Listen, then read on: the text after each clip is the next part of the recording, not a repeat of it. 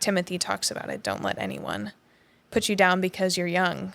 Show them that you can be a leader, because they really do have the capability to be leaders. They just need to be given the opportunity to do so.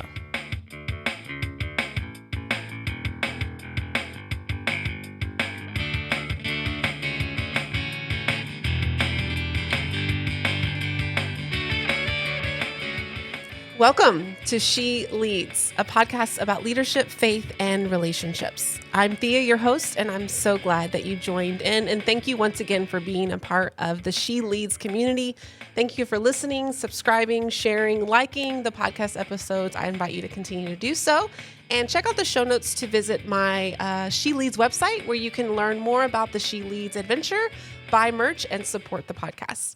Today, I am thrilled to welcome Meredith Clarke to the podcast. She is a lovely young woman. I'm going to let Meredith introduce herself and how we got connected. Why'd you say yes to coming on the pod? So my name is Meredith Clarke. I'm currently the student ministries intern at the same church that Thea is a pastor at.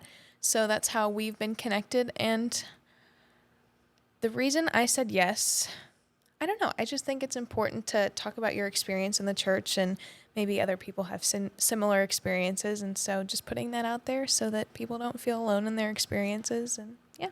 Yeah. Well, again, I'm really, really glad that you're willing to come on the podcast.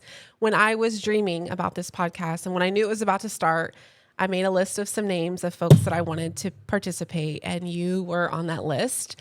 As a young female leader, I am just always in awe with you and by you. And the more I get to know you, the more we share conversations, I just continue to just be like, wow, God is really doing something in you. And you are saying yes, which is really, I know, hard. And so I'm really proud of you and excited to have this conversation. So thank you once again. I like to just jump into it. And I was really, as I was preparing for today, was really thinking about how much I see that you really love the church. And so I thought if you would let's start by talking about some of your cherished church memories. So I've been in the church my entire life. I grew up in the church. I was in the children's program and everything. And I feel like my most cherished moment was when I really started to feel like I was a part of the congregation and not just in the youth program that was in the church, if that makes sense. And I think it was when the praise band had more of a presence in the celebration service that we used to do. And whenever we started being more involved in this multi-generational church was when I feel like I started to really have those cherished memories in the church. It was when I started to feel like I was a part of the church and not just a part of one ministry in the church. Yeah, I love that. I mean, this idea that you were actually invited in to some ownership and real participation. I always remind people when they say, oh, we should get the kids to do this or we should get the youth to do this. I say, hey, they don't want kid jobs.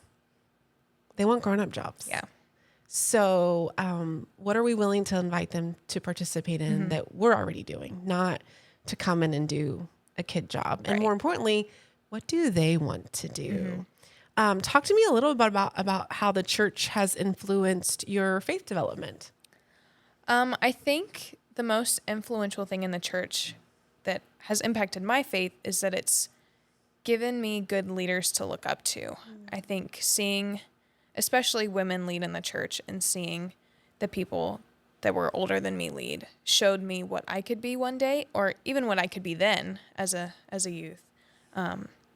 And really just giving me that example of what a godly leader looks like and what someone who really cares about the church looks like. Yeah. Do you have any specifics? Well, Susan McEllier I think she was interim children's director when I was in the children's program, and she has always been one of my role models. And I really looked up to her in the church, and she's just continued to be that good example of a leader in the church and someone who really cares about discipling to younger kids and discipling to the congregation at the same time. Yeah. Susan is fantastic. Yeah.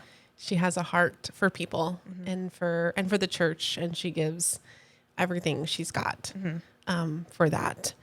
What Let's talk about church and leadership. So, what leadership positions have you held in the church? What are some of the ways you've participated and led within the First United Methodist Church of Pearland or other faith communities? So while I was in high school, I was the praise band leader for the youth group at FUMC Pearland. So I ran band practices and helped lead worship for the youth group. And when I was in upper class, and we had these things called core leadership programs, and so we had about 5 people on like the youth core leadership team. And so we talked about like what we thought the youth group wanted to do and what direction we wanted the youth group to go. And I was the only youth on there, so that was a fun time. And I've helped lead in the chancel choir for the traditional service. And then currently, I am at the Texas A&M Wesley Foundation, and this upcoming year, I am the women's chair and the publicity chair, and I am also a student rep on the United Methodist Board of Higher Education and Campus Ministry. So that has been really fun. Wowzers. That's a lot of stuff in such a short journey. Let's go back to that core leadership team when you were the only teenager present. What was that like? At times it was kind of difficult because it felt like, the adults were talking and I was just kind of there sometimes, but I feel like they appreciated my voice, and they never intentionally like talked over me or anything. And it was overall a really good experience, but it really taught me how to be a leader in a room full of adults, if that makes sense, in the church. Because it is difficult as a youth to feel like your voice is heard. And that leadership team was a really good team, and I enjoyed being on it. Yeah. And so talk to me now about the Wesley Foundation. What is that? And then what are your roles encompass? So the Wesley Foundation is the United Methodist, it's their college ministry. So there's a bunch of different Wesley Foundations all throughout the country. And it's basically a youth group for college kids, and it's a lot of fun. As the women's chair, I will lead a weekly Bible study and lead fellowship events for the women's ministry there. And then as publicity chair, I'll manage social media stuff, making sure everyone knows what's going on and people are up to date on everything that's happening. Okay. And so what are these positions teaching you as a leader? What are some of the skills and experiences you're gaining? I think communication is a big one, learning how to communicate with like our campus minister and the other chairs that help with my ministry and how I can help with their ministry. I think it's also teaching me how to have productive meetings. Say more. Yeah. I think sometimes we just have meetings for the sake of having meetings, and we all have crazy schedules with our classes and everything. And so when we meet, we need to hammer out exactly what we need to get done. And so learning how to use our time as effectively as possible has been something that I have learned a lot. I helped with worship a little bit this past year, and I will continue to do that. But we had a worship meeting every week, and we only had an hour, and some people couldn't make it because of classes. So we had to make sure we talked about everything in that 1 hour. Yeah. I had a friend who we led together for a little while, and she said, I am no longer going to a meeting that does not provide an agenda ahead of time, and that I feel that this agenda will get us where we need to go. Mm-hmm. And I don't know if she was able to stick to that, but I thought, man, that's such a good rule. Yeah. That I would prefer to show up to a meeting that I know there's a clear agenda, and the agenda is going to lead us to some resolution. Mm-hmm. How helpful that can be. What's it like leading in a faith community? How does that impact your faith development? These leadership opportunities. I think it really, I don't want to say forces me, but it makes me stay grounded in my faith, because if someone comes up and asks me a question, I want to be able to give them at least some sort of answer instead of, I don't know, or if I'm unsure about something. So it makes me make digging into my faith a priority. And part of the, I don't want to say the criteria, but if you're on council, you're expected to be at worship events and you're expected to be consistent. And so it shows me the importance of making fellowship and community a priority. What I hear you say too is that it kind of reinforces this idea that you're a part of this, that you're not this section on the side, that you are a part of it. When I was leading family ministry at another church, I remember trying to make it very clear that there was no way that I would be willing to lead family ministry if it was this thing over here that the church was doing, and then we had family ministry. I tried to make it very, very clear that I believed family ministry had to be in the middle of everything, and not just children and young parents, but young people in general, from our youngest worshipers to our, about to graduate high school and beyond, of just this idea that they've got to be really included. Yeah. Not tagged along, not, there in theory, not we say we care about young people, but we've got to pull it into the middle. And actually, it was a part of my call into, as an elder in the United Methodist Church, I started my journey as a deacon with a goal to just serve families because they were that important.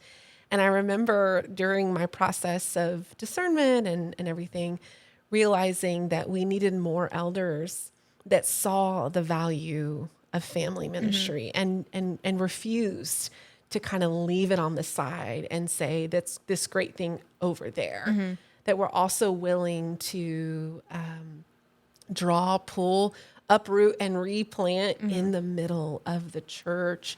And because I want everyone to know that they're actually included, no matter their age. We just had Vacation Bible School a few weeks ago, or I don't remember when it was now. And one of the stories we talked about was when Jesus says, "Let the children come." And the fifth graders refused to read from the baby Bible. They wanted the grown-up Bible. Well, when you read those verses in the grown-up Bible, there is this big section about anyone who makes someone stumble, makes one of these little ones stumble, you should throw them in the, river with a cement block tied around their neck. And those fifth graders' eyes were really big, but I told them, this is what Jesus actually says about young people. And isn't it interesting that we removed that part from the children's Bible? The part that says you are actually the most important. We have to be willing to make a real and authentic space for you to be who you are, not who we want you to be, not to play a part, not to make us feel great that there are young people around, but to really welcome in young people of all ages, and not just to show up, but to really participate and to lead. What do you see young people gaining from this idea of really being a part of a Christian community, taking on not just servant roles, but leadership roles? I really think that it teaches them the impact that they have. I mean, because we learn so much from children. I mean, Jesus talks about having a childlike faith a bunch in the Gospels. And so showing them that their voice is important, and they learn to have that self-confidence in their ability to lead and their ability to show others how they can be better. I mean, Timothy talks about it. Don't let anyone put you down because you're young. Show them that you can be a leader, because they really do have the capability to be leaders. They just need to be given the opportunity to do so. Yeah. So I hear you talking about children. Let's fast forward a little bit into young adults, high school, early college. What do you see some places where those young people could step up, and what would it do for their faith? I think one of the biggest areas that they could step up is in outreach, because their friends aren't going to want to come to an event that they don't actually want to be at. I mean, high schoolers can go have fun anywhere, but you want to show them that they can have fun at church and they can grow at church. And so allowing those high schoolers to really be the example for their friends and their peers that this is where I want to be, and this is where I want you to be too. And just showing them that outreach is so important. And that's one of the biggest ways that they can be a leader, by just using their voice and talking to people. Yeah. I think I shared with you, a high schooler at one of my previous churches told me me and my friends can have fun anywhere. We're really looking for Jesus. Yeah. And I wonder if, as the whole youth, program movement has grown toward this attractional model, if young people aren't like, I mean, if I'm going to go bowling, I'm going to go bowling without the youth pastor. Yeah. Or without a chaperone. Yeah. I'm just going to do it. But so how might we really, of course, have some fun, be real and authentic, but then also provide that deeper faith foundation that we claim to offer to young people. And I love your idea of like, and how do we really involve young people in that discussion? What is it that you're looking for? What is it that you would want to invite somebody to? When I visit a church who says, how do we get more people here? And they're not even maybe talking about young people. I often wonder, well, how much do you like being here? How great is your experience? Because if you don't think it's great, odds are you're not inviting anybody. Yeah. So let's kind of look at what that experience is. And let's make it something that you can't shut up about. Yeah. And I would argue the same for young people too. So what do we old people have to do? What do we gatekeepers or those who are in these more traditional leadership roles in the church, what do we need to do to make that space for younger leaders?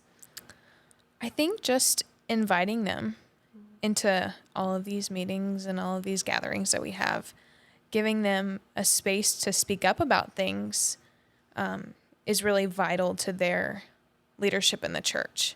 Because if they're not a part of the conversation, then their voices aren't going to be heard. So I think just inviting them to be a part of the conversation and then taking them seriously when they're there. Because I think high schoolers are in that awkward position where they're not kids anymore, but they're not adults. And they're kind of in that awkward in-between stage where they're expected to act like adults and they're expected to be mature, but they're not given that same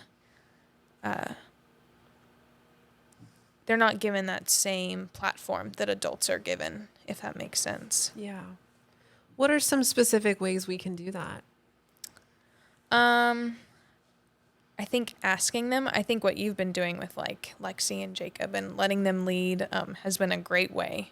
Letting them have a presence in the congregation and just giving them the opportunity to speak and then inviting them back to those conversations about where we're headed and what our next steps are. Yeah. Thank you for mentioning that. What happened, and I think I might share with you, we got together a bunch of adults and planned Back to School Sunday, which is all going to be, kid and youth focused. We had all these great ideas. And the next day I realized there's not one kid or young person. We haven't been in high school in 20 years. What do we know? And I just thought to myself, this is so ridiculous. And while, kids and even teenagers might have some difficulty answering questions like, what would you add? And what would you do? And what are your big dreams? If I'm honest, a lot of adults have a problem with those questions too. It's just because they haven't never been asked before. They haven't been asked in a long time or haven't felt like it was safe. And so there's no, I lose nothing by inviting additional voices into that conversation. And I would argue that I really think there's a lot to gain. What I've been trying to ask young people recently is, what do you want to do? I don't want to just keep asking you to fill holes that I think you would do good at. What do you want to do? How do you want to be a part of worship, of planning, of outreach? What is it on your heart? How are you designed? Where is God speaking to you? Because I can ask you to fill a role that I think needs to be filled, but I'm much more interested in where you feel God might be calling you. And then that's kind of my question for you too, is like, so what are your hopes for young people who are willing to step up and step into a bigger role? How might that change their relationship with Christ and with others? I would hope that they would see the impact that they have and how much their voice matters, because it's been really cool to see like some of my ideas or some of the things that I've said actually be taken into consideration in the leadership roles that I've been in. And just, I hope that they would know that their voice does matter, even if some people think that it doesn't. And that in God's eyes, it does matter a lot. And that their voice is really necessary for the church to be moving forward, because they are the next generation. They are the next group of children's directors and pastors and the people who are going to be leading church congregations one day. Yes. That's the big hope and goal, is that, it kind of is also why I am nervous about things like children's church, or even, a whole separate worship hour for high schoolers, on Sunday morning, because I think the more we tell our kids and students that you don't belong here, the more they'll believe it. Yeah. If we keep pushing them out, if we keep having them over here in a separate space, the more they will fail to see that they belong in with everybody in a multi-generational space, which is, the kingdom. When we get to the heaven, we're not all going to be the same age. I just don't think that's how it works. Yeah. And you can see again with Jesus's life and his interactions that he didn't just hang out with those who were 30. Actually, a lot of people suggest that other than Peter, the rest of those, 11 disciples were teenage boys. They weren't married. Yeah. They didn't have to pay taxes. Only he and Peter did. And so there's a couple of clues in there that would suggest, that they were teenagers who went off on this amazing adventure. Some would argue could go off because they didn't have other responsibilities. And yet, taught a whole new way and interacted with people of all different ages along the way, with those same people being given the same powers and abilities. So what would be your next step for a young person in church today, or a part of a faith community, as they are thinking about ways to participate? What would be your one next step for a young church leader today? I think just speak up. Don't be afraid to ask for something. Don't be afraid to ask if you can do this thing. Don't be afraid to ask if you can lead in this area, because I think the issue is that a lot of the adults don't know that the kids want to lead. And so making sure that there's that communication between the two generations, that the kids do want to lead and the adults receiving that and allowing them to, would be my next step. Yeah. I love it. Thank you. If people want to connect with you, if they want to learn more, where can they find you? How can they connect with you? I'm on social media. I'm on Instagram. And I help lead worship for the Wesley Foundation at A&M. So you can go look at their YouTube and see us jamming up there. And yeah. Awesome. Well, thank you again for being a part of this conversation. I want to invite you into the conversation as well. What are your thoughts, comments, feedback, questions? Send those to sheleadscomments@gmail.com. I'd be happy to read those and listen to those together with the community. Thank you again for tuning in. Until next time, I'll see you then. She Leads is produced by me, Thea Curry-Fuson, recorded and edited by Pearland Podcast Studios. All thoughts and expressions shared by the guests are theirs and not the organizations they're affiliated with. Thanks for tuning in. Check us out next week to continue the conversation on She Leads.